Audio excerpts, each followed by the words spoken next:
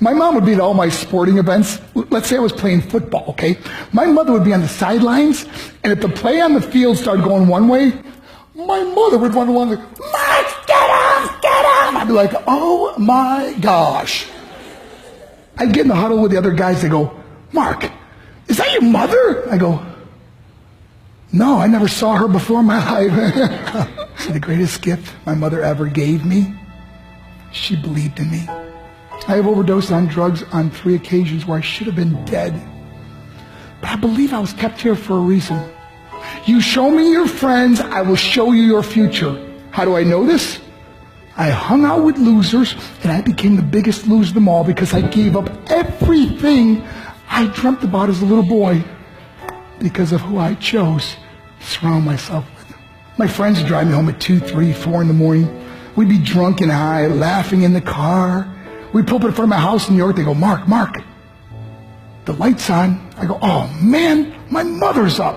See, my mom wouldn't go to bed until she knew her son was still alive. I'd walk in, she'd say, hi Mark, how was your night? I go, it was good, Mom, I'm just gonna go to bed. She goes, can I talk to you for a minute? I go, Mom, I'm tired, I'm just gonna go to bed. She goes, Mark, I haven't seen you all day and all night. Can I please talk to you? I said, man, just leave me alone. You bug me. I'd slam my bedroom door on the one person who believed in me. I was on a worldwide tour and we were wrestling overseas in Japan. After my wrestling match, I went upstairs in my hotel room and I fell asleep. There was a knock at my door at 3 o'clock in the morning. I got out of bed, I looked through the safety window and I could see it was a Japanese promoter. So I opened the door and he said, Mark, you need to call home. There's been an emergency.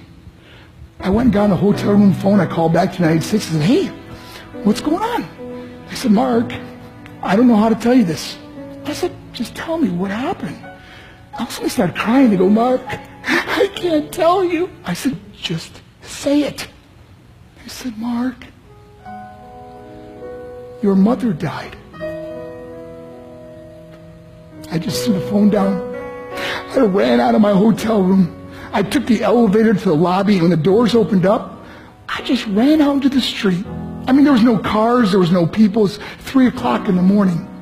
And I walked down the middle of a street in Hiroshima, Japan, and I remember looking up and just saying, Mom, I am so sorry. I flew home for her funeral, and I was so nervous to walk up to her casket, so I just stood way in the back. And I kept looking from a distance. I kept thinking to myself, Mom, please wake up. Please get up. And then I finally got the nerve to walk up to her.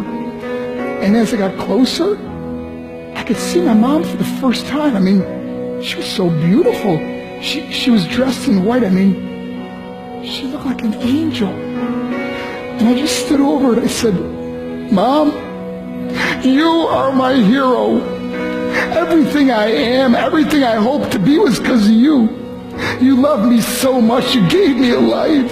You're the only one that ever believed in me. How did I repay her? By getting drunk, by getting high, by getting stupid, by hanging out with losers? For what? All she ever wanted to do was talk to me. I wish I could talk to you now, Mom. I wish you could see what I'm doing. Why couldn't I have been a better son? We are defined by our choices. But if you surround yourself with people involved in drugs and alcohol and pills, it's a dead end. I'm not here to preach to you. I'm here to tell you I lived that life. It leads to broken hearts, broken relationships, broken dreams, and death. For what? To get high? If you have a mother or a father, when you go home, tell them how much you love them.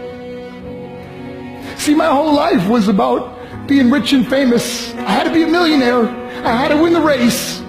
I had to win the race at the expense of my marriage, my family, my friends. For what? To be all alone in the world? I learned what is truly important, and that is how precious this gift of life is, and our families, and how quickly it can be taken away. See, I no longer live in time. I live in moments. See, it's not what's in your pocket that matters. It's what's in your heart that truly matters.